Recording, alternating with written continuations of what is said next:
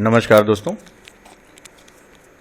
How to crack 75 plus question in IAS pre 2017 second series में आप लोगों का बहुत बहुत स्वागत है। इससे पहले के सीरीज़ में मैंने 45 क्वेश्चन डिस्कस किए। पर्पज़ क्या है यहाँ पर पहले मैं ये क्लियर कर दूँ कि इस समय हमारे पास इन्फॉर्मेशंस बहुत हैं, बहुत ज़्यादा इन्फॉर्मेशन, हमें ये पढ़ना है वो पढ़ना है। ऐसी कंडीशन में जो बदलता हुआ पैटर्न है, जो पैटर्न को मैं बदलता हुआ महसूस कर रहा हूँ वो ये है कि इस बार शायद मुझे ऐसा लग रहा है कि पिछली बार की तरह डायरेक्ट करंट अफेयर्स के क्वेश्चन नहीं आएंगे, और इसीलिए मैंने इसको नाम दिया है स्टैटोडायनामिक्स। यानी कि जो करंट में चल रहा है उसको बेस करते हुए वो उसके फंडामेंटल्स की तरफ जाने की कोशिश करेंगे। टाइम कम है। एक अप्रोच में सबसे पहला जो मेरा प्रयास है वो आपको ये बताना कि क्या पढ़ना है। एक बार हमें ये पता चल जाए कि कौन सी चीज़, कौन सा कॉन्सेप्ट हमारा बहुत इंपॉर्टेंट है, तो हम ऑटोमेटिकली जो है वो चाहे गूगल के थ्रू या बुक्स के थ्रू हम उन्हें बहुत आसानी से ढूंढ लेते हैं। पर जब हमें यही नहीं पता होता कि इन सभी सिलेबस में हमें पढ़ना क्या है तो हमारे लिए थोड़ा मुश्किल होती है। तो मेरा प्रयास यहाँ पर यही है कि आपको सबसे पहले मैं इंपॉर्टेंट क्वेश्चन से जो है वो अवगत करा दूँ, फिर इन्हें जो है चाहे वीडियो के माध्यम से चाहे गूगल के माध्यम से हम इन्हें सर्च कर सकते हैं। तो आज हम लोग जो है क्वेश्चन नंबर 46 से अपनी शुरुआत करते हैं। मैं उनका एक्सप्लेनेशन, उनके कारण बताता जाऊंगा। जैसा कि इस समय ट्रिपल तलाक का केस जो है वो बहुत इंपॉर्टेंट चल रहा है, और मुस्लिम समुदाय में इसमें जो है अमेंडमेंट के लिए जो इस समय सुनवाई चल रही थी सुप्रीम कोर्ट में। तो ऐसी कंडीशन में जो यूपीएससी है वो बेसिकली अभी चूंकि इस पर कोई जजमेंट नहीं आया तो वो डायरेक्ट इस पर क्वेश्चन नहीं पूछेगा, आप भले चाहे कितना भी प्रिपरेशन करके जाओ। यहां पर वो बात करेगा कि प्रमुख धर्मों के विवाह नियम क्या हैं, जैसे हिंदू मैरिज एक्ट क्या है, आनंद मैरिज एक्ट क्या है सिखों के लिए। तो विभिन्न प्रमुख धर्मों के विवाह नियम क्या है और उनकी संवैधानिक स्थिति क्या है, मतलब अगर कोई विवाद होता है पति पत्नी के बीच में तो उनके निपटारे का जो प्रोविजन क्या है, ये मानवाधिकारों के साथ किस प्रकार जुड़ा हुआ है। तो ये आपको क्वेश्चन ध्यान रखना है। इंटरनेट में आपको इसको सर्च करना है, अगर ये आपके पास कोई मैगजीन है आप उस पर पढ़ सकते हैं। अगला, जैसा हम लोगों ने देखा कि इस समय जो है वो न्यायिक सुधार के विषय में काफी बातचीत चल रही है। तो भारत में न्यायिक संरचना क्या है इस समय, यानी कि जो जुडिशियल स्ट्रक्चर है वो क्या है, supreme court, high court, session court. आपने अभी जस्टिस कर्णन का केस सुना, तो यहां पर कर्णन के केस पे फोकस ना करके उनके अधिकारों की बात होगी। और हाई कोर्ट तथा सुप्रीम कोर्ट के जजों की नियुक्ति प्रक्रिया, यानी कि जो उसका जो अपॉइंटमेंट प्रोसेस है वो क्या है, उनकी एलिजिबिलिटी क्या होनी चाहिए, वो जो है वो लक्ष्मीकांत की बुक में क्लियरली दिया हुआ है। आप इस पर जरूर फोकस करके जाएं। राइट। साथ ही साथ इम्पीचमेंट, क्योंकि अभी आपने देखा कि नेपाल की जो चीफ जस्टिस उनका इम्पीचमेंट होने की बात चली, और हमारे यहाँ जस्टिस कर्णन पे भी ये चीज बातचीत चल रही थी, हालांकि समन जारी हो गया उनके खिलाफ। तो ऐसी कंडीशन में महाभियोग चलाने की प्रक्रिया क्या होती है, ये जो प्रोसेस है इम्पीचमेंट, ये आपको पता होना चाहिए। लक्ष्मीकांत की बुक में ये दिया हुआ है, आप 5 मिनट में इसको पढ़ सकते हैं। अगला, जैसे इस समय जो है वो काफी आपने उत्तर प्रदेश में देखा कि जो बूचड़ खाने थे, स्लॉटर हाउस, उनको बंद कर दिया गया, तो यहां पर विवाद चला। तो उसके परिप्रेक्ष्य में आप यहां पर ध्यान से दे सकते हो भारत में पशुधन की वर्तमान स्थिति क्या है।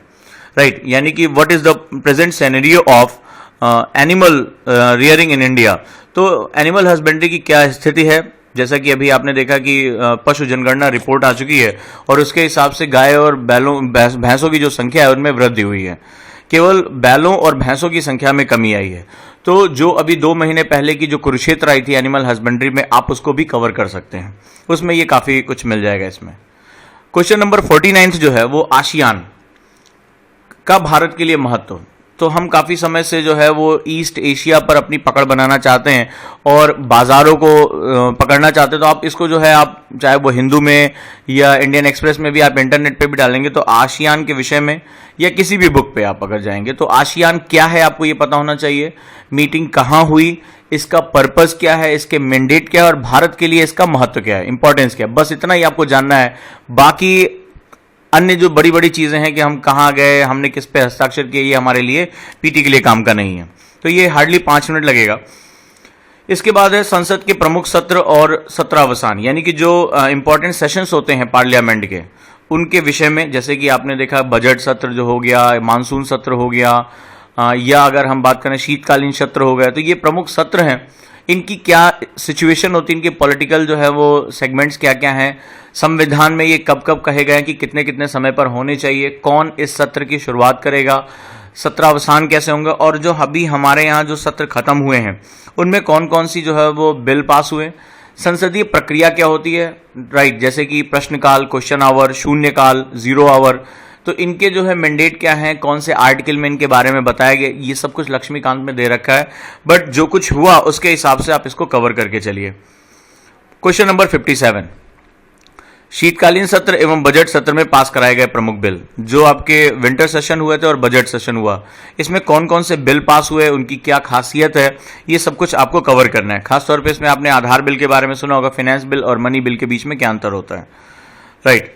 इसके साथ साथ संसद की स्थायी और अस्थायी समितियां, राइट, जो परमानेंट और टेम्पोररी जो उसकी समितियां होती हैं, कमिटीज होती हैं, उनके कार्य क्या हैं, उनकी प्रकृति क्या है, जैसे प्राक्कलन समिति क्या होती है। तो ये इंडिया ईयर बुक में आप जाओगे चैप्टर नंबर 3 पे सभी समितियों के बारे में जो उसकी पॉलिटिकल संरचना है बहुत विस्तार से दे रखा है, उतना ही पढ़ना आपके लिए मोर देन इनफ है, राइट।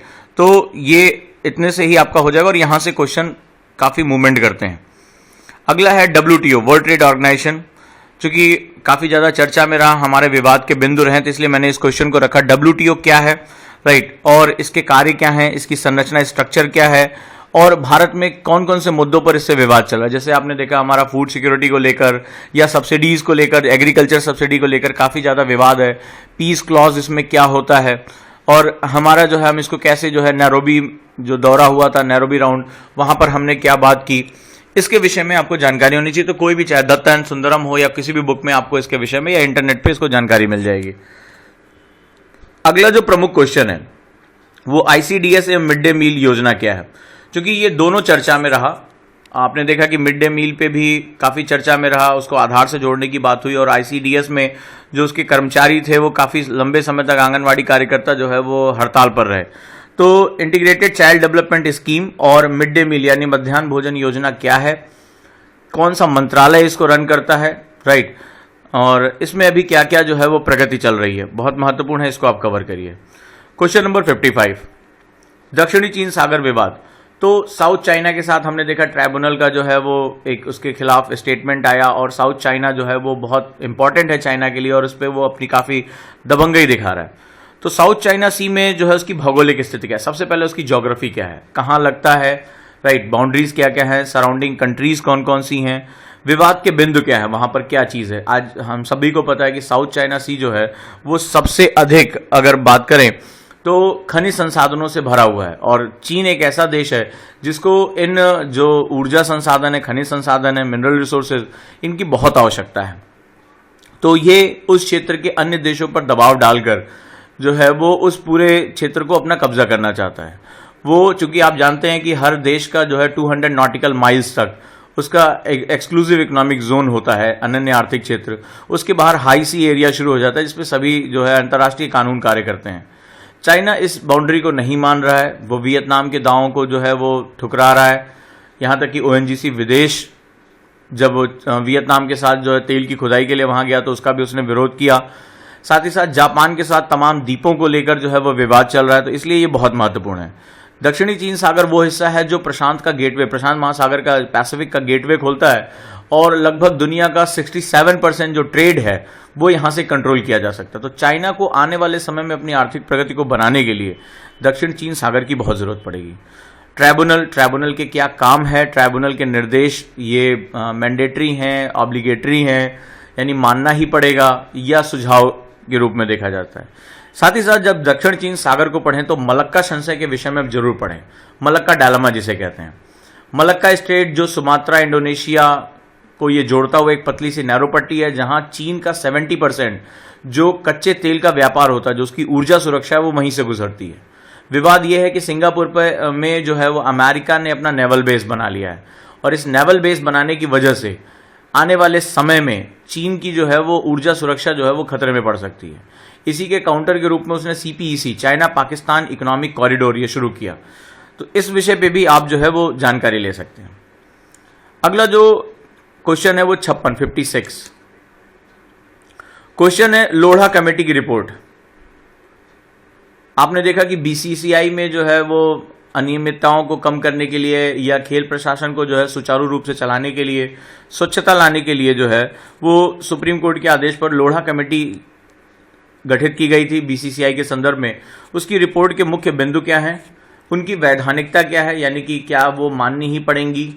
जैसा हमने देखा कि अनुराग ठाकुर को जो है वो अपने पद से हटना पड़ा, और खेलों के लिए इसका क्या महत्व है, तो इसके विषय में आप जानकारी ले सकते हैं। इंडियन एक्सप्रेस में इसकी पुरानी डेट में आप जाइए इंटरनेट पे, आपको इसके विषय में पूरी जो है डिटेल रिपोर्ट मिल जाएगी। इसके बाद है अगला जो सेगमेंट है, नेक्स्ट क्वेश्चन 57th, वो है आर्थिक उदारीकरण के 25 वर्षों का हासिल क्या रहा।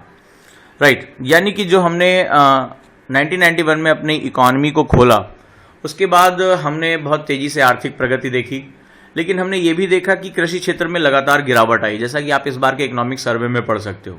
साथ ही साथ समाज पे क्या प्रभाव पड़ा, भूमंडलीकरण ने, हमने देखा कि महिलाओं को जो है वो एक वस्तु का दर्जा सा मिल गया और महिलाओं के प्रति अपराधों में भी वृद्धि हुई। काफ़ी कुछ हमारे समाज में चेंजेस दिखाई पड़े, वृद्धों की अवस्थाओं में परिवर्तन आया, लोगों का जीवन स्तर बढ़ा है, ठीक है, वस्तुएं और सेवाएं तेजी से प्रवाह करने लगीं। लेकिन भारत को किधर जाना चाहिए था, भारत कहाँ पहुंचा, इन 25 सालों का हासिल क्या रहा, तो इसको एक ओवरव्यू आप ले सकते हैं सर्वे से भी, इंडिया ईयरबुक से भी, और जो तमाम जो है आर्टिकल्स जो हैं काफ़ी इस पे अच्छे आए थे, उसको आप देख सकते हैं पुराने न्यूज़पेपर में। अगला जो क्वेश्चन है जो मुझे करंट अफेयर से दिखाई पड़ा, वो है एंट्रिक्स देवास मुद्दा क्या है। एंट्रिक्स इसरो की एक कमर्शियल आर्म कही जाती है जो कमर्शियल डीलिंग करती है, तो इसका क्या मुद्दा रहा, चर्चा में चला ये काफ़ी। इसके बाद जो 59th क्वेश्चन है वो AFSPA को लेकर है, armed force special power act. आपको पता है कि ये यूनियन कानून या स्टेट कानूनों से बनाया जा सकता उन क्षेत्रों के लिए जहां पर जो है वो बहुत दिक्कतें हैं या लॉ एंड ऑर्डर की सिचुएशन है, वहां जो है इसको लागू किया जा सकता है। और ऐसी कंडीशन में जो आर्म फोर्सेस हैं, जो सशस्त्र सेनाएं हैं, उनको सीजर, सर्च ऑपरेशंस, बिना वारंट की गिरफ्तारी, इन सब का जो है आदेश मिला रहता है, स्पेशल पावर्स मिली रहती है, या अगर विकट परिस्थितियां हो तो उन्हें गोली मार देने का भी आदेश उनके पास होता है। तो ऐसी कंडीशन में जो है AFSPA जनरली जो उपद्रव क्षेत्र है, शुरुआत इसकी नॉर्थ ईस्ट से ही हुई थी, कश्मीर और ये सारी जगह जहां पर AFSPA जो है प्रभावशाली जो लॉ एंड ऑर्डर सिचुएशन उसको बनाने के लिए किया जाता है। इरोम शर्मिला लगभग नवंबर 2000 से ही इसके विरोध में जो है आमरण अनशन पे बैठी हुई थी, और इनको जो है आत्महत्या करने के प्रयासों के अंतर्गत IPC में जो है इनको बुक करके और नज़रबंद करके रखा गया था। लंबे समय तक ये जो है वो आयरन लेडी ऑफ मणिपुर जिन्हें कहा जाता है, इरोम शर्मिला, उन्होंने विरोध किया और लगभग 16 सालों का फास्ट इन्होंने हाल ही में तोड़ा और अपनी एक पॉलिटिकल पार्टी बनाई, प्रजा।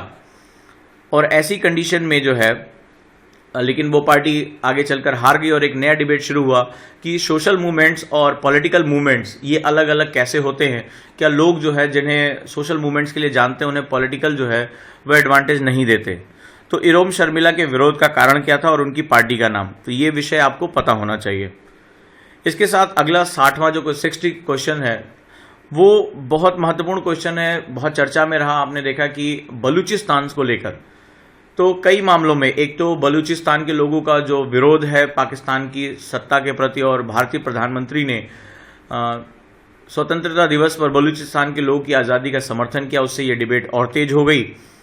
तो बलूचिस्तान की भौगोलिक स्थिति क्या है, कहाँ है? आपको पता होगा पाकिस्तान के 4 प्रोविंसेस में, प्रांतों में सबसे बड़ा प्रांत बलूचिस्तान है। अपने तमाम खनिजों के लिए, यूरेनियम के लिए जाना जाता है। बलूच लोग कौन हैं, उनकी सांस्कृतिक विविधता क्या है, उनकी नृजातीय, एंथ्रोपोलॉजिकल, ऐतिहासिक स्थिति क्या है। तो बलूचिस्तान के विषय में आप जानते होंगे कि ब्राहुई लिपि जो है वो बलूचिस्तान में ही शुरू हुई थी और इसको UPSC PT में पूछा जा चुका है। तो उसकी भौगोलिक स्थिति के बारे में जानिए। अगला जो मुद्दा है 61, हमने देखा कि सैरोगेसी के संबंध में हम लोग बिल लेकर आए। तो सैरोगेसी जो है वो, सैरोगेसी होती क्या है, किराए की कोख किसे कहते हैं। हमने देखा कि भारत में जो है वो ये व्यापार तेजी से बढ़ रहा था और उसमें जो है, जो माता पिता जो है प्राकृतिक रूप से जो है वो बच्चे नहीं पैदा कर सकते, वो किराए की कोख, सैरोगेसी जो है उसका इस्तेमाल करते थे। लेकिन धीरे धीरे ये देखा जाने लगा कि जो महिलाएं जो इस काम में संलिप्त थीं, उनके जो लेबर लॉस थे, उनके वेजेस, उनकी सुरक्षा, उनके स्वास्थ्य, इनका जो है वो नज़रअंदाज किया जा रहा था। इसको लेते हुए एक कानून बनाया गया सैरोगेसी की, अब केवल जो है वो रिलेटिव्स या जो परिवार के लोग ही जो हैं इसमें मदद कर सकते हैं। तो इसकी प्रक्रिया क्या होती है, सैरोगेसी के प्रकार क्या होते हैं, जैसे आईवीएफ टेक्नोलॉजी क्या है, इन्वर्टर फर्टिलाइजेशन, इसकी आवश्यकता क्या है समाज में, इसका जो है वो नीड क्या है, वर्तमान स्थिति क्या है, और नया जो सैरोगेसी कानून बना उसके प्रमुख प्रावधान क्या है, उनके प्रभाव क्या हैं, ये हमें देखना पड़ेगा। अगला जो है 62nd क्वेश्चन, 62वां क्वेश्चन, आपने देखा कि रिलायंस जियो लॉन्च हुआ, उसके बाद तमाम जो है डाटा कंपनियां जो डाटा प्रोवाइड करती थी वो उन्होंने डाटा के रेट सस्ते कर दिए और तमाम इस तरह के ऐप आ गए। तो भारत में एक नई डिबेट शुरू हुई, वो है इंटरनेट बेस्ड मोबाइल टेलीफोनी। तो इंटरनेट बेस्ड मोबाइल टेलीफोनी क्या होती है, यानी आने वाले समय में ये माना जा रहा है कि इस मतलब जो हम आज कॉल करते हैं और कॉल पे हम चार्ज देते हैं वो धीरे धीरे खत्म हो जाएगा और केवल जो है कंपनियां जैसे विकसित देशों में होता है केवल डाटा के लिए चार्ज करेंगी। तो मोबाइल बेस्ड इंटरनेट टेलीफोनी क्या होती है, इसके क्या प्रभाव होंगे, क्या ये शिक्षा, स्वास्थ्य, लोगों का जुड़ाव, सोशल मीडिया का प्रभाव, इनमें तेजी से वृद्धि करेगा, जागरूकता में वृद्धि करेगा, या ये साइबर कानूनों के उल्लंघन या जो है जो इलिसिट मटेरियल होते हैं, गलत मटेरियल होते हैं, उनके प्रवाह में तेजी लाएगा। तो इनके प्रभावों का आकलन और साथ ही साथ भारत में इनकी वर्तमान स्थिति क्या है, राइट। अभी क्या हमारे यहाँ सिस्टम चल रहा है, हमारे यहाँ 2G, 3G, 4G ये टेक्नोलॉजीज क्या हैं, LTE टेक्नोलॉजी क्या होती है, इस विषय में आपको जागरूकता लानी पड़ेगी। इंटरनेट से आप इसको बहुत आराम से देख सकते हैं या अदर जो मैं लेक्चर्स प्रोवाइड करूंगा उसमें इसके बारे में जानकारी आपको मिल जाएगी। 63rd क्वेश्चन, इस पूरे साल जो सबसे ज़्यादा चर्चा में रहा वो भारत में व्यापार क्षेत्र और श्रम क्षेत्र रहा। सरकार जो है ईज ऑफ डूइंग बिजनेस करना चाहती, इसको ईजी करना चाहती है ताकि भारत में जो है विनिर्माण की स्थिति में तेजी आ सके, क्योंकि ये ना होने की वजह से हमारे यहाँ रोजगार की स्थिति डंप हो रही है। लेकिन अंतर्राष्ट्रीय जो कंपनियां हैं वो ये कह रही हैं कि भारत में जो श्रम कानून है वो बहुत कड़े हैं। तो अभी वर्तमान में भारत में श्रम सुधारों की स्थिति क्या है, हमारे यहाँ जो लेबर रिफॉर्म्स हो रहे हैं उनकी क्या स्थिति है, हमारे यहाँ लेबर की क्या स्थिति है। माना जा रहा है कि भारत में आने वाले समय में दुनिया का सबसे बड़ा लेबर मार्केट होगा, सबसे अधिक युवा आबादी हमारे पास होगी, और यदि हम इस युवा को कौशल दे पाए, स्किल दे पाए, तो आने वाले समय में ये सबसे बड़ा जो है वो पहला है हमारा IR में एक जल्दी से कुछ इन्फॉर्मेशन अच्छी दे रखी है, पढ़ते जाते हैं, याद करते जाते हैं, साथ ही पहला है इंडिया जापान। तो जापान के साथ आपको पता है कि हमारा इस समय जो है वो बातचीत चल रही है। अगर हम जापान के साथ बातचीत करके देखिए तो एक्चुअली हम यहाँ पर अगर चाइना को बैलेंस करने की कोशिश कर रहे हैं तो हम जापान के थ्रू कर रहे हैं। जापान और चीन के बीच हमने देखा था कि हमारा जो उन दोनों का काफी विवाद चल रहा है, बाजारों को लेकर भी काफी जो है विवाद इन दोनों के बीच में यहाँ पर हमें दिखाई पड़ता है। तो ऐसी तरीके से हम बात करें तो वहां हमें ये चीज दिखाई पड़ी, जापान के साथ हमने ऐतिहासिक समझौता किया है। जापान वो कंट्री है जो टेक्नोलॉजिकली सबसे ऑटोमोबाइल क्षेत्र में बढ़ने के लिए बहुत इंपॉर्टेंट मानी जाती है। क्या हुआ 2011 में फुकुशिमा जो परमाणु प्लांट हादसा हुआ, उसके बाद से जापान ने जो तेजी से जो है परमाणु प्लांट बंद करने शुरू कर दिया। जापान का एक नियम था, जापान के ऊपर 1945 में जो है परमाणु बम का हमला हुआ अमेरिका ने किया था प्रतिशोध के रूप में, ठीक है। जापान के जो हवाई सेना के दौरान उन्होंने अमेरिकन नौसेना अड्डा पर्ल हार्बर पर जो हमला कर दिया था उसमें कई सारे 3200 के ऊपर जो है सैनिक मारे गए थे, और उसकी बदले में जो है एक लिटिल बॉय था, ठीक है, लेकिन उसने हिरोशिमा और नागासाकी जो उसके दो बड़े व्यापारिक शहर थे उनके ऊपर परमाणु बम गिरा दिया था, ठीक है। और उसके परिणत के स्वरूप क्या हुआ, लगभग 2.5 लाख के आसपास लोग तत्काल मारे गए। परमाणु बम जब गिरता है तो 5 किलोमीटर के दायरे में तो हर चीज नष्ट कर देता है, ठीक है। उसके बाद रेडियो विकिरण, जापान जो है निकल के आ गया।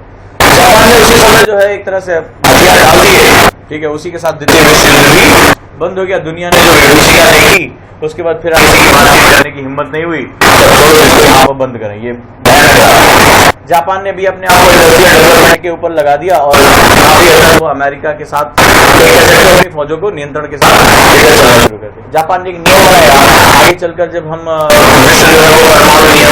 भारत यूए में ऊर्जा दक्षता सेवाओं पर समझौते को मंजूरी, ये आप देख सकते हो एनर्जी इफिशियंसी पे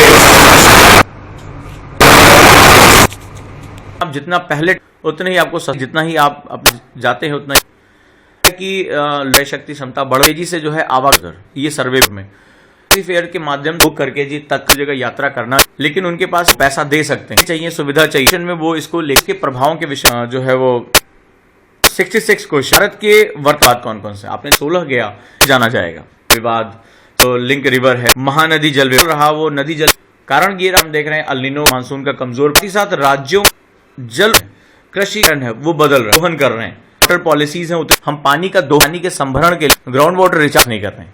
में अगर आज हम हुआ करता था नहरों है, मतलब अगर तो सिंचाई धीरे धीरे जो ग्राउंड वो बहुत ज्यादा हो गए, तो सिंचाई का प्रतिशत, ये बड़ा ड्रास्टिक कंडीशन है।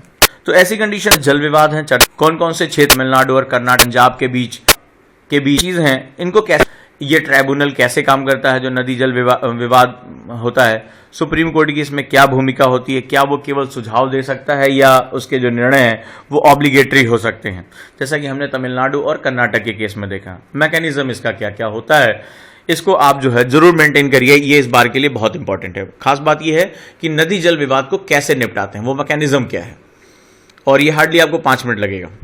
इसके बाद कुछ वर्ड इस बार बहुत चर्चा में है, 67 क्वेश्चन में मैं इनके बारे में चर्चा करूंगा।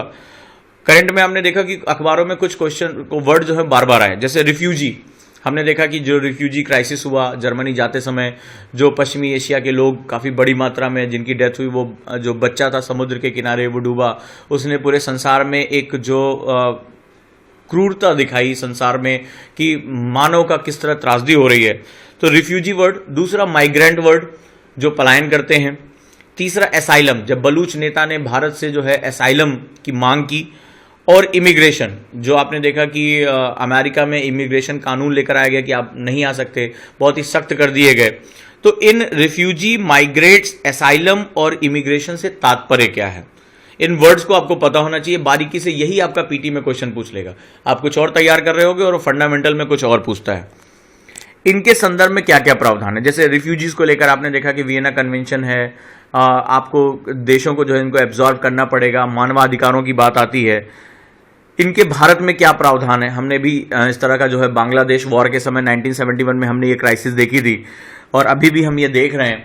तो ऐसी कंडीशन में क्या चीज़ चल रही है, अब आपने अभी हाल ही में देखा होगा पिछले साल 2016 में ही जो रोहिंग्यास की क्राइसिस के बारे में आपने सुना होगा, तो चकमास के बारे में आपने सुना होगा, तो ये हमारे आसपास भी हो रहा है। इस पर आप नज़र बना के रखिए, और पीटी जो है वो प्री के क्वेश्चन जो है वो फंडामेंटल पे ज़्यादा रहते हैं, आप खबरों पे ज़्यादा ध्यान देंगे और वो फंडामेंटल में पूछ लेंगे कि जो वर्ड बार बार आ रहे हैं उनके बारे में आप परिचित हैं या नहीं। और मेरा यहाँ यही प्रयास है कि आप उन खबरों के पीछे जाकर जो है वो यूपीएससी को पकड़ लें। अगला है सिंधु जल समझौता क्या है, यानी 68 क्वेश्चन जो है, सिंधु जल समझौता क्या है, क्या खास बात रही इसकी। तो सिंधु नदी आपको पता है कि जास्कर और लद्दाख श्रेणी को बीच से होकर गुजरती है, पश्चिम से जाते हुए लगभग 702 किलोमीटर भारत में बहते हुए पाकिस्तान में प्रवेश कर जाती है। सिंधु जल समझौता नेहरू ने उस समय किया था और उनका ये प्रयास था कि इसके माध्यम से वो अपने पड़ोसी का दिल जीत लेंगे, और ये दुनिया में अपने आप में सबसे अनोखा जल समझौता है जिसमें अपर रिपेरियन यानी कि जो ऊपरी देश है जहां से होकर ये नदी बह रही है उसको सबसे कम पानी यानी 20% पानी मिल रहा है, और जो निचला देश है यानी नीचे लोअर रिपेरियन उसको सबसे ज़्यादा 80% पानी का इस्तेमाल कर रहा है। सिंधु नदी, अगला जो क्वेश्चन है इसमें, सिंधु और उसकी सहायक नदियों की भौगोलिक स्थिति का वर्णन करें। अब आप बैठ के अमेंडमेंट्स पढ़ रहे होंगे और उसकी जो है ज्योग्राफी के बारे में पूछ रहा होगा कि सिंधु और उसकी सहायक नदियां जैसे श्योक हो गई, अन्य इसकी जो नदियां हैं वो उन नदियों के दाएं और बाएं तट से मिलने वाली नदियों के विषय में आपको पता होना चाहिए। इनका जो है वो कैचमेंट एरिया कितना है, ड्रेनेज एरिया कितना है, ये आपको पता होना चाहिए।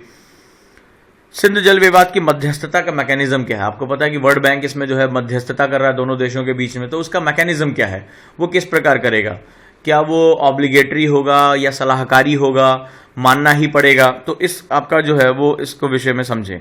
साथ ही साथ जब आप इसको पढ़ रहे हो तो आप ये भी जानते हैं कि बांग्लादेश के साथ हमारा जो है तीस्ता जल विवाद चल रहा है। तो तीस्ता जल विवाद क्या है और इसको सुलझाने का मैकेनिज्म क्या है भारत और बांग्लादेश के बीच में, इसको आप यहीं पर जो है वो कवर करें। इंडियन एक्सप्रेस है वो इसमें इसके विषय में बहुत अच्छा दे रखा था सितंबर और अक्टूबर के इशू में, इसको आप जो है वो नेट पे भी सर्च कर सकते हैं, आपको मिल जाएगा। 69th क्वेश्चन है, सर्जिकल स्ट्राइक किसे कहते हैं और छद्म युद्ध से क्या तात्पर्य, what is the meaning of proxy war and what is the surgical strike. तो सर्जिकल स्ट्राइक आपने देखा कि भारत ने पाकिस्तान में किया, सर्जिकल स्ट्राइक एक बहुत प्रिसाइज ऑपरेशन होता है, बहुत प्रेसिज ऑपरेशन होता है। इसमें जो है वो सेना इन्वॉल्व होती है, आर्मी इन्वॉल्व होती है देश की, और देश की सत्ता के ये प्रभाव में आकर किया जाता है। बहुत ही प्रिसाइज ऑपरेशन होता है। इसमें आसपास के वाहन या अवसंरचना इस पर क्षति नहीं होती है। जो टारगेट एरिया होता है केवल वहीं पर जो है वो प्रिसाइज अटैक करके और तत्काल वहां से वापस हो जाता है जो पहले से टारगेटेड है। इसमें हम सैटेलाइट टेक्नोलॉजी, रिमोट सेंसिंग, इन सब का इस्तेमाल करते हैं। जबकि छद्म युद्ध जो होता है, प्रॉक्सी वॉर, वो बिल्कुल अलग होता है। उसमें स्टेट एक्टर्स और नॉन स्टेट एक्टर्स दोनों इन्वॉल्व होते हैं, और कभी कभी देश जो है दूसरे देशों को अस्थिर करने या दूसरी सत्ता को अस्थिर करने के लिए इसका इस्तेमाल करते हैं, जैसे पाकिस्तान कर रहा है। तो आतंकवाद के माध्यम से या पत्थरबाजों को पैसे देने के माध्यम से वो जो है वो इस तरह के जो है छद्म युद्ध को फैला रहा है। 70th है ब्रिक्स समिट जो है। ब्रिक्स हमें पता है कि जो है ब्राजील, रशिया, इंडिया, चाइना और साउथ अफ्रीका, ये 5 देशों का जो है वो समिट है, ब्रिक्स समिट। तो इन ब्रिक्स देशों की आर्थिक स्थिति अभी क्या है, जनांकीकी में क्या हालात हैं, इनकी वर्ल्ड जीडीपी में क्या हिस्सेदारी है, नया जो इन्होंने विकास बैंक बनाया है उसकी क्या खास बात है, वो कैसे काम करेगा जो है ब्रिक्स देशों के डेवलपमेंट को लेकर, इसके विषय में आपको जानकारी होनी चाहिए। 71वां क्वेश्चन है, वन रैंक वन पेंशन क्या है और विवाद में क्यों रहा, OROP जिसे हम लोग कहते हैं। 72nd question. अब हमने देखा कि इस बार जो है इस क्वेश्चन को रखने का पर्पस ये है कि जो सुप्रीम कोर्ट ने है, NJAC, national judicial appointment committee, उसको नल एंड वॉइड कर दिया और कॉलेजियम को रीस्टैब्लिश किया कि कॉलेजियम नहीं जाएगा। और उसने तर्क दिया कि ये जो NJAC है, इसके माध्यम से जो सरकार, विधायिका जो है वो कार्यपालिका के कार्यों में दखल देने की कोशिश कर रही है, राइट। यानी जो आपकी लेजिस्लेशन है वो जुडिशरी के काम में हस्तक्षेप कर रही है, जो कि संविधान की मूल भावना के खिलाफ है। संविधान की मूल भावना में तीनों को स्वतंत्र रखा गया। तो क्वेश्चन मेरा है कि संविधान में न्यायपालिका, कार्यपालिका और विधायिका, यानी जुडिशरी, एग्जीक्यूटिव और लेजिस्लेशन की स्वतंत्रता, फ्रीडम कैसे तय की जाती है, यानी इंडिपेंडेंट, कौन से आर्टिकल में है, ये आपको लक्ष्मीकांत में मिल जाएगा। इनके कार्य क्या क्या हैं, ये तीनों क्या क्या काम करते हैं, आपको बेसिक फंडामेंटल पता होना चाहिए, राइट। अगला अगर हम बात करें 73rd क्वेश्चन, तो 73rd क्वेश्चन में इस बार जो मुझे बड़ा महत्वपूर्ण लगा वो सरदार पटेल। अब मैं यहां से आपको हिस्ट्री का क्वेश्चन दे रहा हूं। अब आप कहेंगे साहब हिस्ट्री कैसे, करंट अफेयर्स इतना पावरफुल होता है, अगर आप उसको एनालिसिस करिए तो आपको जो है हिस्ट्री, ज्योग्राफी, पॉलिटी, इकोनॉमिक्स, सब कुछ के क्वेश्चन मिल जाएंगे। इस साल सरदार पटेल की सबसे ऊंची प्रतिमा बनाने का संकल्प लिया गया और तमाम ज्यादा चर्चा में रहे। तो बस अब आपको इसको ट्विस्ट करते हुए पीछे आ जाना है। स्वतंत्रता आंदोलन में सरदार पटेल की भूमिका क्या क्या रही, ठीक है। जैसे चाहे वो बारदोली आंदोलन हो, बारदोली सत्याग्रह, या कहां पर भी वो रहे, कहां उनको सरदार का नाम दिया गया, उनके द्वारा चलाए गए प्रमुख आंदोलन कौन कौन से थे, और आजादी के बाद उनके द्वारा निभाए गए प्रमुख दायित्व, जैसे होम मिनिस्टर के रूप में रहे, उप प्रधानमंत्री, और उस कंडीशन में उन्होंने भारत के एकीकरण का जो है कार्य किया, ठीक है। संविधान निर्माता समिति में भी आपने देखा आगे चलकर अल्पसंख्यक के विषय में जो है कमेटी थी, उसमें इन्होंने ही जो है महत्वपूर्ण भूमिका निभाई।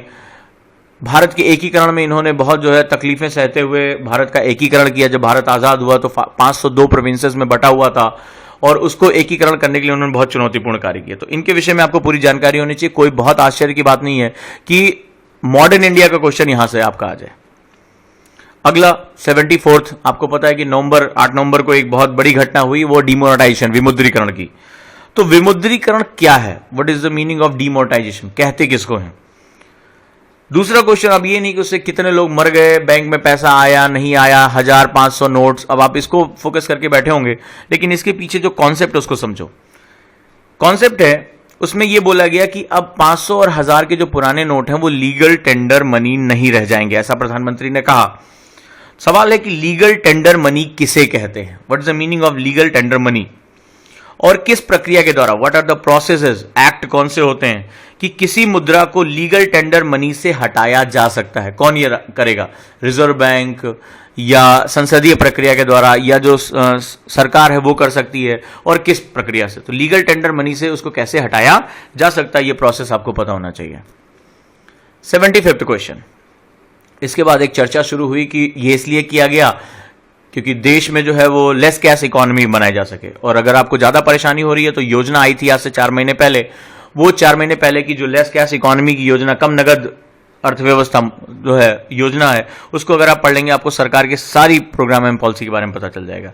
तो कम नगद अर्थव्यवस्था किसे कहते हैं, what is the meaning of less cash economy, वैश्विक स्थिति अभी क्या है, अमेरिका या विकसित देशों में क्या है, इसके क्या फायदे होते हैं, चाहे वो टैक्स बेस बढ़ाने में या ट्रांजैक्शंस करने में, बैंकों की जो है कैपिटलाइजेशन को बढ़ाने में, लिक्विडिटी को बढ़ाने में, इसकी चुनौतियां क्या क्या हैं, खासतौर पे भारत जैसे देशों में जहां इतना बड़ा जो है वो बैंकिंग इंफ्रास्ट्रक्चर, इंटरनेट इंफ्रास्ट्रक्चर और लोग, सबसे बड़ी बात है फाइनेंशियल लिटरेसी, वित्तीय साक्षरता ना होने पर क्या क्या चुनौतियां हैं, और सरकार द्वारा इस दिशा में कौन कौन से प्रयास किए जा रहे हैं। ये तो क्वेश्चन मुझे लग रहा है कि पीटी के लिए बहुत इंपॉर्टेंट है।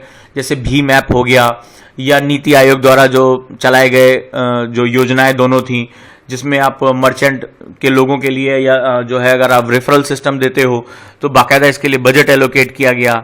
आधार पे जो QR code based system, UPI, इतने प्रयास किए गए हैं, उन सभी प्रयासों का जो है आपको जानकारी होनी चाहिए। और आपको सीधे सीधे योजना में आप सबसे पिछले चैप्टर पे जाओगे, सबसे पिछले पन्ने पे आपको एक लाइन से मिल जाएगा, आपको कुछ ज्यादा परेशान होने की जरूरत नहीं है। 76 क्वेश्चन, भारत जापान संबंध और उनके प्रमुख समझौते। बहुत हिस्टोरिक हमारा जो है समझौता हुआ जापान के साथ, और इस समय जो हमें ईस्टर्न एशिया में दिखाई पड़ रहा है वो जापान हमें एक प्रमुख सहयोगी के रूप में दिखाई पड़ रहा है। यहां अगर हम बात करें तो भारत जापान संबंधों में पहली बार जापान हिरोशिमा नागासाकी के बाद किसी देश के साथ जो है वो शांतिपूर्ण परमाणु समझौता कर गया जो एनपीटी का सिग्नेटरी नहीं है, जिसने साइन नहीं किया है एनपीटी पर। तो हमने, जापान ने हमारे साथ जो है शांतिपूर्ण परमाणु समझौता किया। साथ ही साथ हमारे बड़े डेवलपमेंटल प्रोजेक्ट, चाहे मेट्रो हो, चाहे डेडिकेटेड फ्राइट कॉरिडोर हो, चाहे डीएमआईसी कॉरिडोर हो, इनके लिए वो हमें बड़े पैमाने पर जो है वो पूंजी, तकनीक, ये दोनों हमें प्रोवाइड कर रहा है। तो ये बहुत महत्वपूर्ण है। क्या क्या समझौते रहे, हमने सिस्टर सिटी का कंसर्न बनाया, राइट, क्योटो, और इधर हमने जो है अपने क्षेत्रों को जोड़ा, सांस्कृतिक पर्यटन, धार्मिक पर्यटन, इनको हम बढ़ाने की बात कर रहे हैं। 77वां क्वेश्चन, फिदेल कास्ट्रो का जीवन परिचय। आ सकता है ये क्वेश्चन क्योंकि फिदेल कास्ट्रो जो है वो क्यूबन रिवॉल्यूशन के बहुत प्रणेता माने जाते हैं, बहुत लंबे समय तक क्यूबा के राष्ट्रपति रहे और उनकी अभी हाल ही में डेथ हुई। तो फिदेल कास्ट्रो का जीवन परिचय, उनके द्वारा चलाए गए प्रमुख आंदोलन, कौन कौन से उन्होंने आंदोलन चलाया या किसका उन्होंने जो है किया, क्यों, क्यूबा का राजनीतिक संघर्ष अमेरिका के साथ, किन कारणों से जो है वो कॉन्फ्लिक्ट रहा क्यूबा का अमेरिका के, क्यूबा जो है साम्यवाद के प्रभाव में आया, अमेरिका जो है पूंजीवादी देश और उनके बीच की जो टक्कर है, यहां तक कि अमेरिका के 2 न्यूज़पेपर ने अपने बिक्री बढ़ाने के लिए क्यूबा और अमेरिका के बीच में मिसाइल संकट खड़ा कर दिया गया और अमेरिका जो है वो क्यूबा के ऊपर परमाणु मिसाइलें दागने तक की तैयारी कर चुका था। काफी लंबे समय बाद जो दोनों के बीच में जो है एक बहुत बड़ा शीतकालीन एक आ गया सिस्टम और बर्फ जम गई थी, और जो है ओबामा ने इतने सालों के बाद, पहले वो राष्ट्रपति रहे इतने समय के बाद, जिन्होंने क्यूबा की यात्रा की, और इन दोनों देशों की जो जमी हुई बर्फ थी वो पिघली। तो इनके क्या कैरेक्टर हैं, बहुत बड़ी घटना रही है ये अपने आप में, उसके कारण क्या रहे। साथ ही साथ ची गुएरा, बहुत ही फेमस, आप लोगों ने देखा होगा, टी शर्ट पे भी उनकी काफ़ी बिकती हैं, तमाम उनके गैजेट्स आते हैं।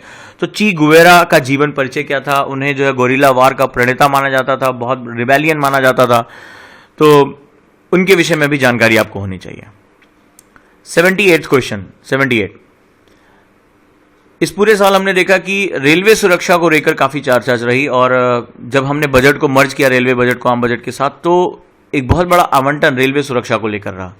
तमाम हादसे हुए, जिसमें कानपुर रेल हादसा, हावड़ा, ये तमाम जो है वो भारतीय रेलवे के लिए यात्रियों की सुरक्षा जो है एक बड़ी चुनौती बन गई है। तो सबसे बड़ा पहला क्वेश्चन है रेलवे सुरक्षा पर बनी प्रमुख कमेटियां, जिसमें सबसे पहला नाम लिया जाता है काकोदकर कमेटी। तो काकोदकर कमेटी ने रेलवे सुरक्षा को लेकर तमाम, जैसे ट्रैफिक सिग्नलिंग को लेकर या एंटी कोलाइजन डिवाइसेस जिसे हम लोग कहते हैं, उसको इंस्टॉल करने के लिए एक बजटीय प्रक्रिया की बात कही थी। 1.72 लाख करोड़ रुपए से ज़्यादा का आवंटन करने की बात कही थी। तो उस कमेटी की प्रमुख संस्तुतियां क्या थीं, रेलवे सुरक्षा की चुनौतियां क्या हैं। जैसे अभी बहुत कई चुनौतियां हमारे सामने, सर्वे कहता है कि अभी भी हमारे तमाम क्रॉसिंग जो है अनमैन्ड है, वहाँ पर जो है जब कोई मानव रहित क्रॉसिंग्स हैं, और जब अक्सर आप समाचार पत्रों में पढ़ते होंगे कि बारातियों से भरी बस जो है उसको क्रॉस कर रही थी और हादसे में कई लोगों की जान चली गई। दूसरा कारण है कि जैसे हमारे जो अभी ट्रेन कोचेस उनके टॉयलेट्स जो हैं वो पुराने हैं, वही पुराने समय जो ओपन जो ये डिफिकेशन होता है, जो मानव मल होता है वो पटरियों पर गिरता है और इससे भी पटरियों की जो आई होती है वो कम हो जाती, क्रैक कर जाती है। आज हमारी बहुत बड़ी मात्रा में पटरियों को रिप्लेस करने की जरूरत है। धीरे धीरे हम बायो टॉयलेट्स करके जो ह्यूमन एक्सक्रीटा है उसको सीधे पटरियों पर गिरने से रोकने की कोशिश कर रहे हैं। अगला है जैसे कि नक्सलवाद या तमाम जो है जहां उपद्रवी क्षेत्र है वहां पर भी हमने देखा कि आतंकी जो है वो पटरियों में तोड़फोड़ कर देते हैं और रेलवे जो है डिरेल हो जाती है। तो कई हमारे सामने चुनौतियां हैं। साथ ही साथ इस बार बजट में सबसे बड़ा प्रावधान किया गया है रेलवे सुरक्षा को लेकर। इस बजटीय प्रावधान को आप जरूर अपडेट करिए।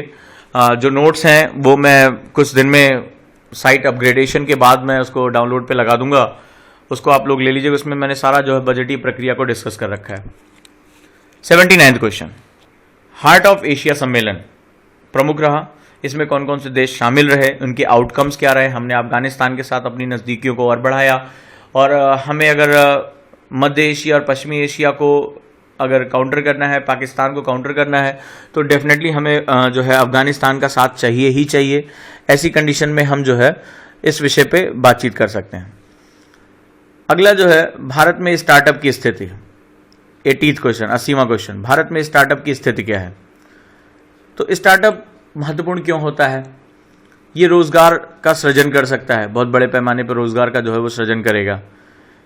स्टार्टअप की ये स्थितियां, इसकी चुनौतियां क्या हैं और भारत में स्टार्टअप क्यों बहुत मुश्किल है? क्योंकि ये स्टार्टअप के लिए आपको वेंचर कैपिटल, जोखिम पूंजी की चाहिए, ऐसी एक कार्य संस्कृति चाहिए, ऐसे युवा चाहिए जो खुद से अपना बिजनेस स्टैब्लिश करना चाहें, स्व उद्यमिता में जाना चाहें, नवाचार लेकर आए, इनोवेशंस लेकर आते हैं।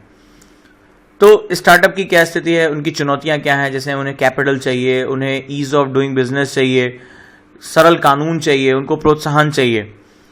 WTO से क्या विवाद है? क्योंकि जब आप स्टार्टअप को सपोर्ट करेंगे तो आपको उन्हें संरक्षण देना पड़ेगा, बिल्कुल नए पौधे लगाने जैसा है। हम उसको जो है ढक कर रख देते हैं, उसको सहारा देते हैं और WTO कहता है कि आप अपनी बाउंड्रीज को जो है वो आप जो है प्रोटेक्ट नहीं करेंगे, आप जो है एक फेयर जो है इकोनॉमिक सिस्टम लेकर आएंगे। तो WTO बार बार इसका विरोध करता है। तो विवाद क्या है?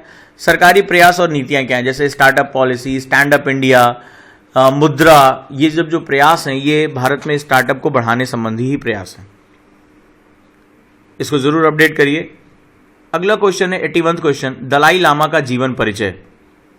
राइट, अभी हमने देखा काफी विवाद चला जब दलाई लामा जो है अरुणाचल प्रदेश की यात्रा पर गए, तो वहां पर जो है उनका जीवन परिचय इसमें क्या है, लामा कौन होते हैं, लामा का धार्मिक और सांस्कृतिक महत्व क्या होता है। तो ये तिब्बती जो है वो धर्मगुरु माने जाते हैं और शुरुआत के समय से आप इसका अध्ययन करेंगे।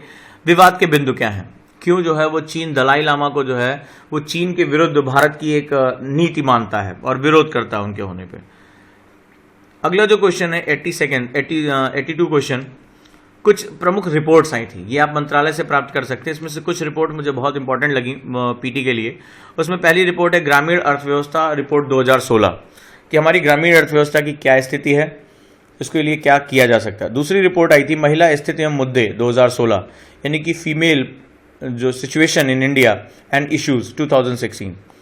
अगला है न्याय प्रणाली 2016 रिपोर्ट, यानी कि जो हमारी जुडिशियल सिस्टम 2016-17 में रहा उसकी क्या रिपोर्ट है। अगला है इंडियन इकोनॉमी इन 2016, भारतीय अर्थव्यवस्था 2016 में, तो आउटपुट उसके क्या रहे, हमारे किस किस सेगमेंट पे क्या क्या प्रभाव रहे। एक्चुअली इनमें जो डाटा इंटरप्रेट किया जाता है, ये डाटा जो होता है बहुत इंपॉर्टेंट होता है, आउटकम्स इसके बहुत इंपॉर्टेंट होते हैं। अगला शिक्षा रिपोर्ट 2016, भारतीय इंडियन एजुकेशन सिस्टम क्या क्या हालचाल रहा। और जो सबसे महत्वपूर्ण रिपोर्ट है पर्यावरण 2016 यानी environment in 2016, most important report है।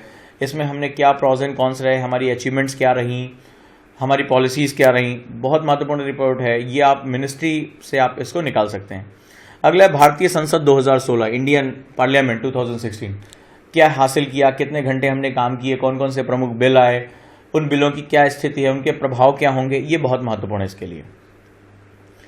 अगला क्वेश्चन जो है 83 क्वेश्चन बहुत महत्वपूर्ण है, बजट की प्रक्रिया क्या है। आपने देखा इस बार बजट जो है 1 महीने पहले लाया गया, तो बजट कौन बनाता है, कौन सा जो है प्रभाग, कौन सा डिपार्टमेंट जो है फाइनेंस मिनिस्ट्री का इसमें इन्वॉल्व होता है, बजट क्यों लाया जाता है और बजट के साथ जो जुड़ी हुई शब्दावलियां हैं, जो वोकैब है वो आपके लिए बहुत, जैसे बजट घाटा क्या होता है, फिस्कल डिफिसिट क्या होता है, उसको मेंटेन कैसे किया जाता है। अब जो आपको पता होगा इस बार गवर्नमेंट ने जो है 2 वर्ड बहुत चेंज किए। इन्होंने जो प्लान और नॉन प्लान एक्सपेंडिचर था उसको हटाया और उसकी जगह जो है वो रेवेन्यू एक्सपेंडिचर और कैपिटल एक्सपेंडिचर यानी कि नॉन डेवलपमेंटल और डेवलपमेंटल एक्सपेंडिचर का नाम रखा। तो ये नाम क्यों रखा गया, उसके पर्पस क्या है, सरकार जो है वो जो गैप है उसको फिल कैसे करना चाहती है, रेवेन्यू कैसे बढ़ाना चाहती है, बजट का पर्पस क्या होता है, बजट डॉक्यूमेंट जो है वो कैसे तैयार किया जाता है, किस अनुच्छेद किस आर्टिकल के अंतर्गत बजट लेकर आते हैं। तो ये आपको जो एक पूरी जानकारी है FRBM एक्ट यानी physical responsibility and budgetary management 2003 ये कैसे कार्य करता है, इसमें लक्ष्य क्या रखे गए हैं, ये आपके लिए बहुत महत्वपूर्ण है। 84 नेशनल ह्यूमन राइट कमीशन किस प्रकार की संस्था है। आप जानते हैं कि हमारे देश में तमाम जो है वो संस्थाएं जैसे जो कॉन्स्टिट्यूशनल बॉडी है, नॉन कॉन्स्टिट्यूशनल बॉडीज हैं, स्टैच्यूटरी बॉडीज हैं, क्वासी जुडिशियल बॉडीज हैं। तो ये क्या होते हैं, कैसे काम करते हैं। तो NHRC national human right commission किस प्रकार की संस्था है, इसका न्यायाधिकार क्षेत्र यानी कि जुडिशियल एरिया क्या है उसका। आप जानते हैं कि इसका जो हेड होता है वो बेसिकली जो retired chief justice of India होते हैं वही बनाए जाते हैं। ये कैसे काम करता है, इसमें कितने मेंबर्स होते हैं, बस इतनी ही जानकारी आपको लक्ष्मीकांत की बुक में इजीली आपको मिल जाएगी। अगला है 85 नीति आयोग, बहुत चर्चा में रहा। तो नीति आयोग की आवश्यकता क्यों पड़ी। हम जानते हैं कि अभी तक जो है योजना आयोग जो इससे पहले था वो बेसिकली ट्रिकल डाउन थ्योरी पे काम, टपकन सिद्धांत पे काम करता था, यानी ऊपर से धन नीचे की तरफ आएगा। बहुत महसूस हुई कि भारत की इसकी वजह से बहुत बड़ी आबादी जो है वो कार्य नहीं कर पा रही, उसको जो है लाभ नहीं मिल पा रहा। तो बॉटम अप अप्रोच, अरविंद पानगड़िया जिसके जो है वो लीडर माने जाते हैं, बॉटम अप अप्रोच यानी आधार प्रभाव जिसे हम लोग कहते हैं, जहां से वो नीचे की तरफ से जाओ, और नीति आयोग को इसके लिए लाया गया ताकि वो जो है short term plan long term plan दोनों बनाकर जो है मैचिंग कर सके। अभी तक हमारे यहाँ पंचवर्षीय योजनाएं चला करती थी। तो नीति आयोग का संगठन क्या है, जैसे कि जो एक्स ऑफिशियो चेयरमैन प्रधानमंत्री होते हैं, वाइस चेयरमैन आपको पता है अरविंद पानगड़िया, CEO जो है अमिताभ कांत IAS केरल कैडर के IAS ऑफिसर। तो इन्होंने अभी हाल ही में अपना 3 वर्षीय जो है वो एक रोड मैप निकाला है, डॉक्यूमेंट निकाला है। तो इसके प्रमुख बिंदु क्या हैं, आपको इंटरनेट पे नीति की ही साइट पर आपको आसानी से मिल जाएगा। आप उसको डाउनलोड करिए फ्री में और उसको आप एक ओवरव्यू, तो इसकी समरी रिपोर्ट है उसको आप पढ़ डालिए, हार्डली 10 मिनट लगेगा आपको। योजनाओं के कितने प्रकार होते हैं, अब यहाँ क्वेश्चन ट्विस्ट करेगा, योजनाओं के कितने प्रकार होते हैं, जैसे कि पर्सपेक्टिव प्लानिंग क्या होती है, इंडिकेटिव प्लानिंग क्या होती है, कंट्रोलिंग प्लानिंग क्या होती है, ठीक है, जहां पर बाजार प्रमुख रहेगा या सरकार प्रमुख रहेगी, उत्पादन के साधनों पर कंट्रोल किसका रहेगा, ठीक है, रोलिंग प्लान क्या होती है। इससे पहले जनता दल की जब गवर्नमेंट आई थी रोलिंग प्लान आया था। तो इसमें हम क्या होता है शॉर्ट टर्म और लॉन्ग टर्म दोनों प्लान बनाते हैं ताकि हम जो है रोल, जैसे कि आप कोई कालीन रोल करते हैं तो एक तरफ से आप सिरे को लपेटते जाते हैं और पूरा कालीन जो है वो लपेट उठता है। तो रोलिंग प्लान का पर्पस यही होता है कि शॉर्ट टर्म आप जो है और लॉन्ग टर्म, अगर आपको लॉन्ग टर्म अचीवमेंट करनी है तो आपको शॉर्ट टर्म गोल्स आपको पहले क्लियर करने होंगे। तो इसको लेकर जो है इस तरह का प्लान बनाया गया। आपने देखा कि 3 साल 5 साल 7 साल 15 साल इस तरह के प्लान जो है वो बनाए गए। इसको आप जो है कवर करिए। नीति आयोग के खासतौर पे जो विवेक देबरॉय हैं, बहुत एक्सपर्ट हैं इसके और बहुत एक्टिव हैं इस समय। इंडियन एक्सप्रेस पे लगातार इनके एडिटोरियल आते हैं, बहुत खूबसूरत एडिटोरियल हैं। और अभी इन्होंने एक नई डिबेट छेड़ दी है कि क्या कृषि आय पर कर लगाना चाहिए या नहीं, और क्योंकि इन्हीं विवेक देबरॉय की संस्तुतियों के आधार पर ही जो है वो रेलवे बजट को आम बजट के साथ मर्ज किया गया था। तो बहुत महत्वपूर्ण है, नज़र बनाए रखिए, इसको जरूर पढ़ के जाइएगा। अगला है 86। इस साल अगर कोई संस्था, संवैधानिक बॉडी जो है, सबसे ज़्यादा चर्चा मेरे तो चुनाव आयोग रहा। आप लगातार देख रहे हैं कि चुनाव आयोग जो है, चाहे वो चुनाव की वजह से या उसके बाद जो EVM का विवाद है उसकी वजह से चल रहा, तो आपको यहाँ पे बेसिकली EVM के विवादों पे नहीं कि किस पार्टी ने क्या कहा, चुनाव आयोग की संरचना क्या है, structure of the election commission, उसके अधिकार क्षेत्र क्या हैं, उसमें जो है वो नियुक्ति कैसे होती है, अपॉइंटमेंट कैसे होता है, रिमूवल प्रक्रिया उसकी क्या होती है, जो सर्विस क्लॉज हैं वो क्या होने, कितने साल तक कब तक रह सकते हैं, ये आपको बहुत बढ़िया से पता होना चाहिए। और साथ ही साथ इसमें एक जन प्रतिनिधित्व कानून, इसके विषय में जो है पता होना चाहिए कि जन प्रतिनिधित्व कानून क्या है। इसी के साथ मुझे इसमें एक और करंट अफेयर से ही एक क्वेश्चन और दिखाई पड़ा। राष्ट्रपति ने कहा कि शायद अब समय आ गया है कि परिसीमन जो है उसमें कानून में चेंज किया जाए। तो परिसीमन का मतलब है कि हमने एक तय किया था कि 2026 तक हम जो राज्यों के आबादी के अनुपात में जो लोकसभा की सीटें उनमें हम चेंज नहीं करेंगे, ताकि जो है वो आबादी न बढ़े और वो एस्टैब्लिशमेंट रहे और राज्यों को जो है वो आबादी नियंत्रण पे प्रोत्साहन मिल सके। राष्ट्रपति ने कहा कि शायद अब वो समय आ गया है कि परिसीमन कानूनों में हमें जल्द ही चेंज करना पड़ेगा। तो इस परिसीमन आयोग क्या होता है, किस तरह की बॉडी है ये, इसके विषय में जो है वो आप जानकारी इकट्ठा करें। तो जैसे कि आपको पता होगा कि ऑटोनॉमस बॉडी होती है delimitation commission of India. Electronic voting machines क्या हैं, ईवीएम कैसे कार्य करती हैं, थोड़ी बहुत जानकारी ये होनी चाहिए। साथ ही साथ इसी बीच में सुप्रीम कोर्ट ने जब उत्तर प्रदेश के चुनाव हो रहे थे तो उसमें चुनाव में जाति, धर्म और जो मुफ्त फ्रीबीज बांटते हैं उनके इस्तेमाल पर रोक लगाने की बात की।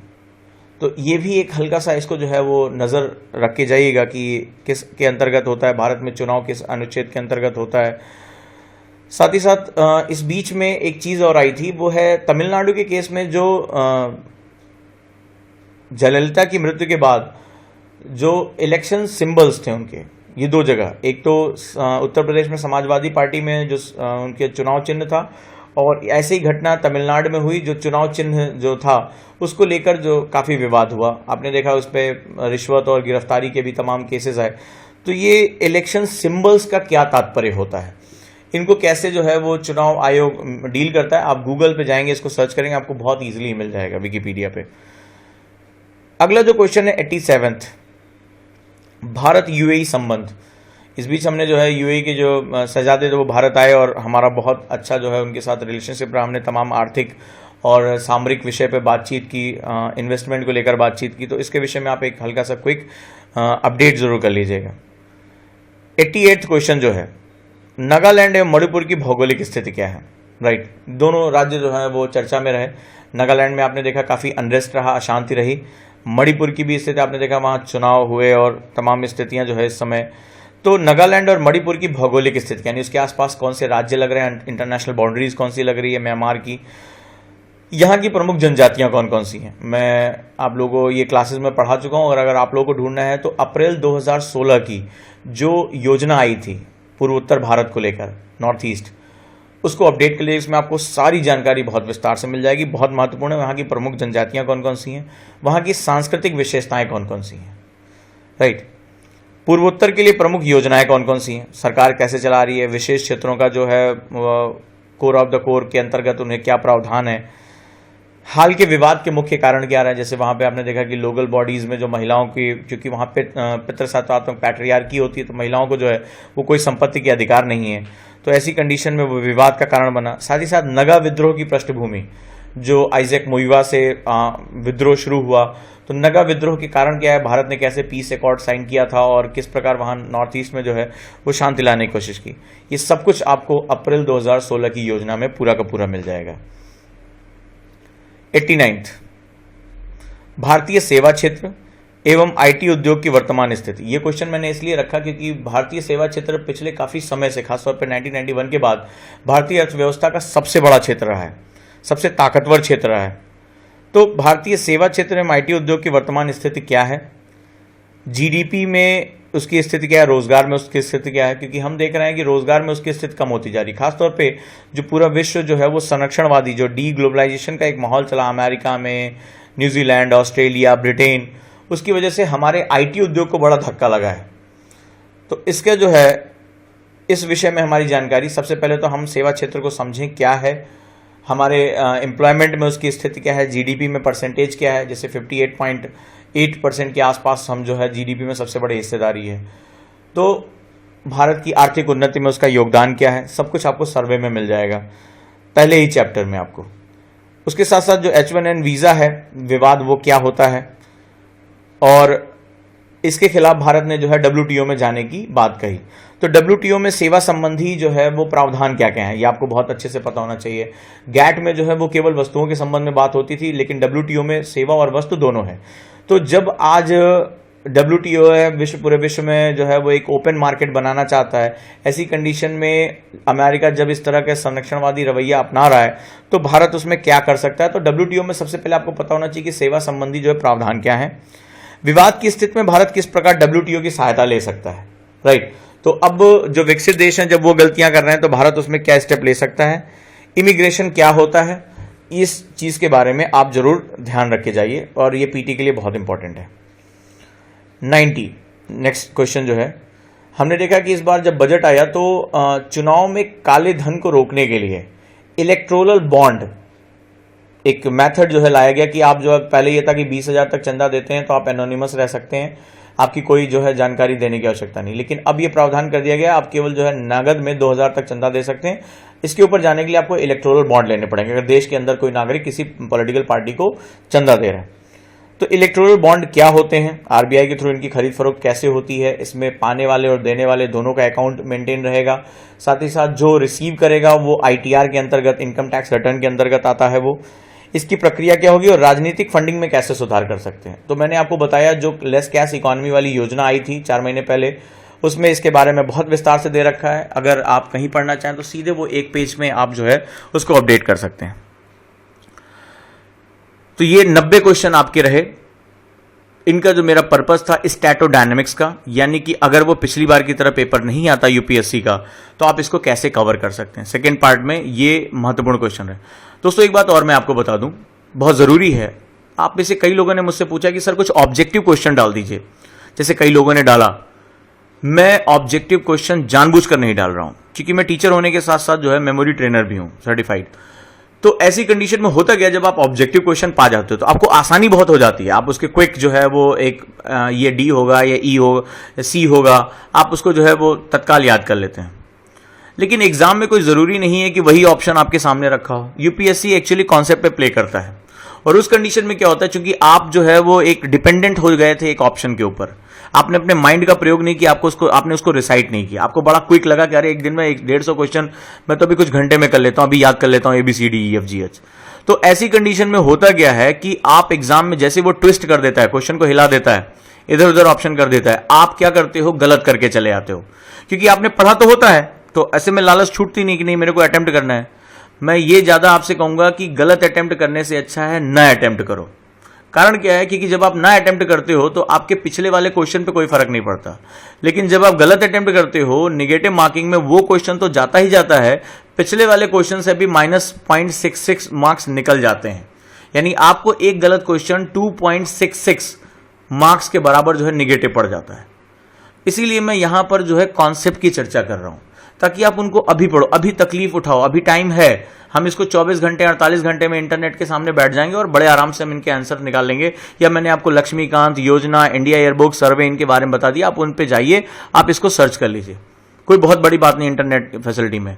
लेकिन इससे आपको यह सहूलियत हो गई कि मुझे पढ़ना क्या है भाई, अगर मैं कुछ नहीं पढ़ पा रहा हूं तो इतना तो रिवीजन करके जाऊंगा ही जाऊंगा। और मुझे जैसी उम्मीद है कि इसमें से कई क्वेश्चन जो है वो फंसने चाहिए आपके, बशर्ते आप घबराएं नहीं और हर चीज को आप ये सोचे अगर आप जितना डिपेंडेंट रहेंगे, नहीं ये मेरे को कोई इसका जवाब भी मेरे को दिमाग में पिला के दे दे, आप एग्जाम में उतना ही ज्यादा परेशानी में रहेंगे। आज मेहनत कर लीजिए और ये ऑब्जेक्टिव अगर कर लेने से, ऑब्जेक्टिव रट लेने से हो जाता तो कभी मुखर्जी नगर आइए, आप यहां देखेंगे कि फोटोकॉपी दुकानें जो है रात दिन 10-10 तरीके के जो है वो ऑब्जेक्टिव क्वेश्चंस निकाल रही हैं, टेस्ट सीरीज निकाल रही हैं सभी कोचिंगों के। हर लड़का जो है पर डे जो है 10 से 20 खरीद के लेके जा रहा है, 4-4 5-5 वो सेट लगा रहा है, लेकिन कुछ भी आउटपुट नहीं आ रहा उसका। क्योंकि यूपीएससी आपको बार बार अगर ऐसा लगता है कि ये रटने वाली संस्था है जिसमें हम कुछ क्वेश्चन रट के और उसको हिट कर देंगे, तो बेहतर है कि आप नेक्स्ट टाइम ट्राई कर लें।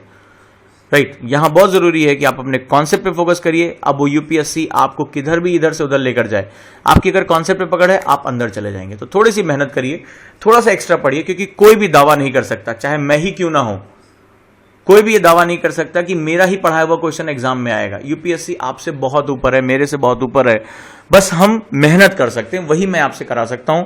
ये जो इंपॉर्टेंट मैंने 1.5-2 सालों से लगातार अपनी डायरी मेंटेन करके जो क्वेश्चन इकट्ठा किए थे, उन्हीं को मैं आगे और पीछे सेट करते हुए कि यूपीएससी कहां कहां जा सकता है, मैंने ये क्वेश्चन दिए। ये सेकेंड सेट रहा, इसके बाद में इसके आगे के जो क्वेश्चन है वो थर्ड सेट में आपको डालूंगा। यूट्यूब चैनल से आप जुड़े रहिए, इसको सब्सक्राइब करिए, शेयर करिए। अगर आपके और भी दोस्त हैं जो दूर दराज हैं, नहीं आ सकते दिल्ली, ये आपकी जिम्मेदारी है, क्योंकि सिविल सर्विसेज एस्पिरेंट जो होता है वो सबके लिए सोचता है। तो सबके लिए सोचिए, और अगर आपकी कोई भी और रिक्वायरमेंट है आप मेरे को जो है वो कमेंट बॉक्स में डालिए, इसमें लिखिए। टाइम कम है, इसीलिए मैं सभी के आंसर दे पाना मेरे लिए पॉसिबल नहीं है, राइट। तो दोस्तों आपको ये प्रयास कैसा रहा जरूर बताइए। धन्यवाद दोस्तों।